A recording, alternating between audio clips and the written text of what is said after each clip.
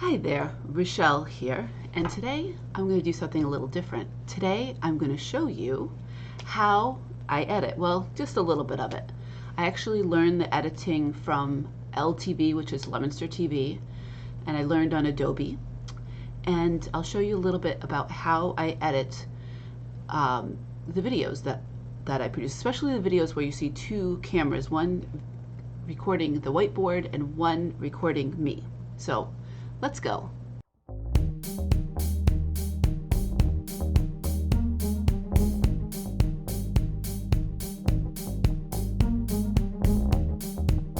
Okay, so right here you can see this video that I have up is a video that we'll be posting sometime in the near future about a painter named Bob Ross. And I started to edit it, and you can see that it kind of is layers. Like this layer here, if you can see, let me get the little pointer. This layer, this top layer here is me, the video that you can see right here. And then this next layer, this layer here is the whiteboard, which you can't see yet, but I'll show you what that looks like. So I'm going to take me and shrink me down to about 50%. And let's go up there. So you can see now, there is the part that I'm not in because I think I stepped out of the camera. But here's my whiteboard underneath me, and there I am at 50%. That's usually what I do. I'm probably going to crop me, because what I do, you can see, here's my little plate with, or my tray with the markers. And that is there in the corner, and that's where I'm going to put me. So I'm going to use this little thing that's positioned here and move me over, and then move me up here. And what I'll do is I'll look at the whole entire thing and see if I'm going to cover any of my drawings. So let me kind of condense that whole bit of recording, and we'll just like quickly look through and see if when I'm drawing, some of it does get covered up. So I think I'm going to crop me at that point. So I'm going to type in the effects. This is where the effects are, and crop is one that you're probably familiar with because it's in a lot of programs. And I'm going to pull it down to that particular part of the film, which is the film of me, right? And so then I look over here, my effects control, and I click crop, and there's my little crop thing. So I'll just move it over so I'm not blocking out the picture that I'm drawing. So that's kind of how I get that effect of the two cameras. Now, how did I get me in front of a Bob Ross type of painting? I'll show you that. So let me just scroll over, and I'm going to take the original one of me was in my makeshift 3-season porch, which if you've seen our other videos, you might have seen our makeshift porch, which I made into a studio. I ordered a green screen from Amazon, which is just a green sheet, and I tacked it up, covering my windows, and I have some lighting that I bought from Amazon. And what I do with that is I go over to the effects tool, and I go and I type ultra, and I pull this ultra key, I pull it over here, and now it's on that piece of video, right? Now I go over to the effects control, and I clip this little eyedropper, and I kind of come over here, and you'll see now it's all black, except there's some like bit of kind of almost I don't know, like some highlights or something, because I do not have my lighting perfect. So I go and I kind of use some of these tools, and I just experiment. One of the tools I found was shadow, and I moved that over. Oh, okay, now the black's all gone, right? That's great. Now for my picture, which is a picture, if you've seen some of my videos, you might have seen this picture on my wall. It's actually a Bob Ross type painting, but it's not by Bob Ross. And voila, there is the Bob Ross type painting behind me. That's the magic of, and how I love really using this green screen. For this one, I don't have a Bob Ross painting, and I don't want to get in trouble for copyright, so I have this cheap painting that I got at a yard sale, and I took a picture of it with a wonderful tool called Google Scan, which takes really good, if you ever need to take some pictures of pictures, it's a really good way to get some really good detail. And I'm not being sponsored by Google Scan at all, or Google. Would love that, but that's just not happening because it might pay for all of this money that I spent to make these videos. So that's how I get that picture behind me. So as I'm going through, I will, this is the part that I'm drawing, so I will just take this part and I will make it look like I'm drawing really fast. So I'll select this part of my drawing and I will right click and pick speed duration, and lets me look like I'm really fast at drawing, let's say 400%. And now I'm just going to pull over this rest of the stuff over. And let's see what that looks like. Oh, look how fast I can draw. Well, there it is.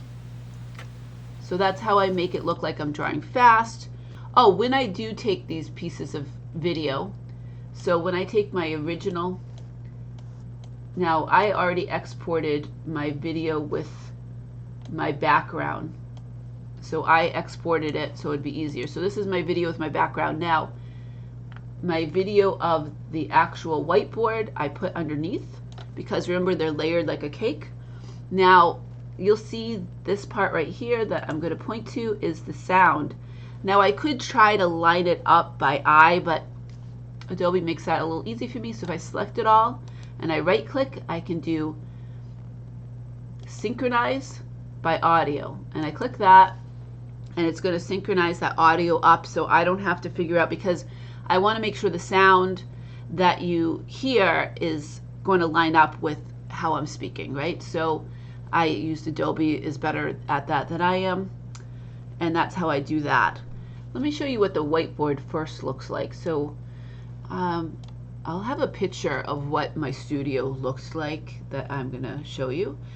I have this really, I borrowed this really tall tripod and camera from LTV, and I have it kind of pointing straight down, but it's still at an angle.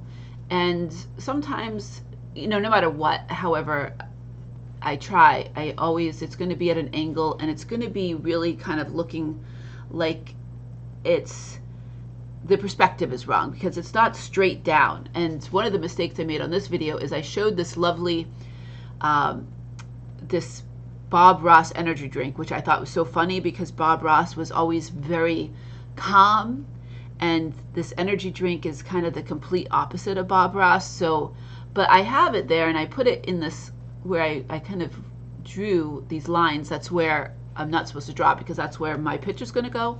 Well, you can see that no matter what I do, that Bob Ross energy drink is going to be covering part of the picture that I'm drawing, and it's going to kind of look weird because it's at an angle.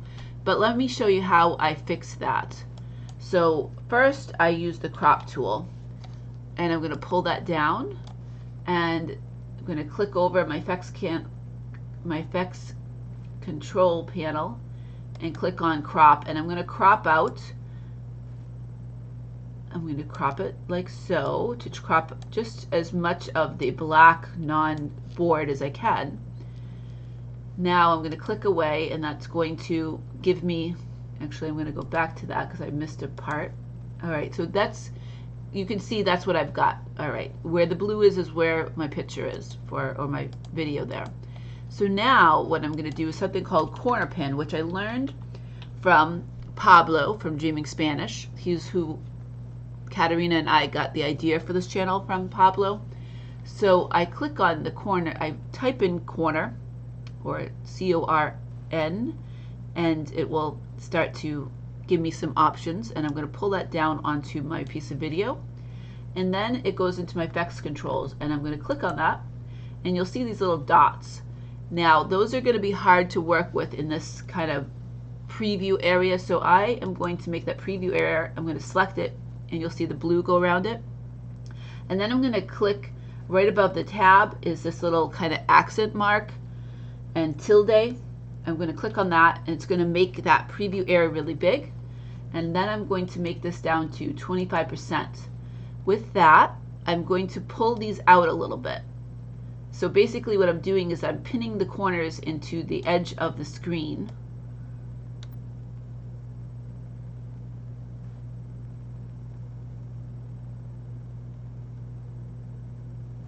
as best I can. So it's going to look better, but still that can is always going to be tilted because there's nothing I can do about that. The things that are the drawing part is going to look flat. It's going to be fine. If I drew something that was like a church or something, it might be a little bit skewed because of the fact that I'm stretching out the picture in certain places. But for the most part, it's going to be fine because my drawing is not perfect as it is. So there I have stretched it out, so all the corners are being stretched out to where I want them to be, and it's nice and square. So now I'm going to press that accent tilde button again, but the picture's upside down. You'll see this is a television because Bob Ross had a television program and it's upside down. So what do? I go back to my effects control and I go to rotation and I say 180 degrees because 365 is a circle, so 180 is halfway around, right? So I type in 180, click, and it's turned around. But it's still got a lot of shadows to it. It's kind of dark. Again, my lighting in my little makeshift studio is not perfect. So here I'm going to type in BRI to get brightness and contrast. I'm going to pull that down onto my piece of video and drop it. And now in my effects control, brightness and contrast will be selected. And what I'm going to do is I'm going to skip ahead to make sure that I got a piece where my arm is in. Because when I use this brightness tool, okay, so my arm's in here. I want to make sure that I totally don't blow out my arm and make it look too light. Especially I want it to match my face as much as possible. So I'm going to brighten this up a bit. My arm still looks good, but I'm getting rid of some of the shadows of this can that's going across. And I'm going to see how far can I do it. All right, that's about as good as I'm going to get it. But you can see no matter what I do, I'm going to have this can is going to be covering. So one thing I did to fix that, because I noticed, is I went and took a picture of it so I can kind of place this picture over that. After I'm done drawing, I'm going to place that picture. I'll show you how I do that. Let me go back to this. So I'm going to go and get that picture because I took the picture and I'm going to import it.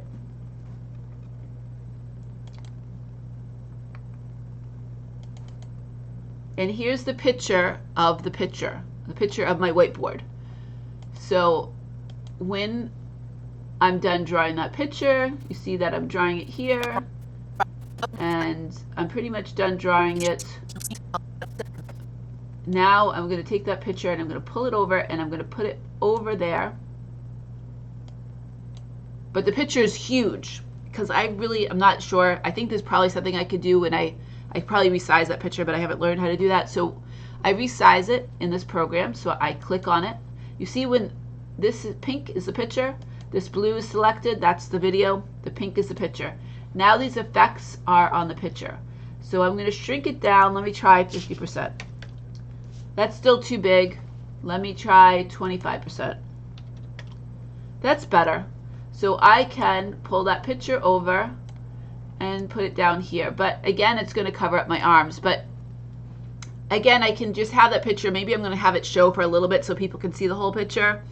But I'm probably not going to have it the whole time because when I'm drawing, you're not going to see my arms. So just so people can see it, I'm probably going to have it for maybe 3 seconds so people can see the picture. I also probably need to lighten up that picture because it wasn't taken with the best. So I'm going to best lighting possible. So I'm going to pull that brightness tool down to it, and I'm going to fix the lighting a bit. And there, it's pretty good. So that way, that's how I drop the pictures in. When I'm talking about something, I might drop a picture. Maybe I'm going to drop the picture of that Bob Ross picture painting. Well, it's not really a Bob Ross painting. Here is the picture of the Bob Ross. So I pulled that over from my project tools, all my things that I pulled in. This has got a certain name, and I pulled it in. Again, it's too big. So I would click on it, and I would shrink it down. It's probably about 25%. And I'll pull it over. And then I usually use something called a bevel tool. which I like it because it gives it a little bit of a edging to it. And I'll pull that down to the picture, and then it's got that nice edging to it. So that's how I put the pictures in. So this is how I do the multiple when I have the two cameras. It takes me a while to do this. So when I do a video, I think that this particular video, if we look over here on the original timeline, this original video, which I'm not finished, is probably about 17 minutes. I'm going to try to get that down to, I try to get it down to less than 10, but it's not always possible. And a 17-minute video that I can get down to 11 minutes, it's going to take me probably more than 2 hours to do. So these type of videos with the multiple cameras, they take longer. I'm trying to produce a lot of either super beginner or beginner level videos for people to watch, but that takes a lot of time. So when I'm doing just the one camera, that's taking less time because I'm not having to do all of this process of having the multiple cameras and doing the multiple cuts, because each time I cut one piece, I have to cut the rest, because if I cut only this, but I don't cut the bottom, then they're not going to be lined up. So one thing Adobe does though is you can see there's a little kind of, it looks like a little upside down triangle. That makes it easy for me to get those cuts exactly lined up. So Adobe kind of makes that easy for me. Any case, I just wanted to show you quickly how I edit. I use Adobe. I'm using something called OBS to make this video. So I'm recording my screen, and that has been a great, actually free tool that I've used. And I've also used that to make some videos where we're drawing and having us showing us in the corner, or when Kat and I are playing Minecraft. Well, actually Kat's usually playing Minecraft and I'm watching her. We're using that Adobe, and we're using a camera. I know right now probably not the best crispness, because this camera is, again, everything costs money, and I have a pretty decent webcam, but this is a hobby. Kat and I, it was Katarina's idea to have this YouTube channel, and so therefore when I make these videos on the computer, I don't have that high quality video equipment that I borrow from LTV or Lemonster TV. But just wanted to share that with you and kind of show you how I edit these, and basically, you know, what our intentions are, what our mission is to bring some very comprehensible content to everyone, and to really try to produce a lot of this multi-camera. Another thing about the multi-camera is I can only really do that when I can borrow equipment from LTV, which is on the weekends. I work during the week, and when I borrow equipment from LTV on the weekend, I get to pick it up on Friday and have it all the way until Monday evening, so I can try to film a lot during those days, instead of just picking it up on Tuesday, having it for Tuesday evening into Wednesday and having to bring it back. So I really try to make the most of it, borrow their equipment on the weekend, and make the most of these beginner level videos that I can. Let me know what you think of the video in the comments below, and if you like the video, please be sure to subscribe. Thanks for watching.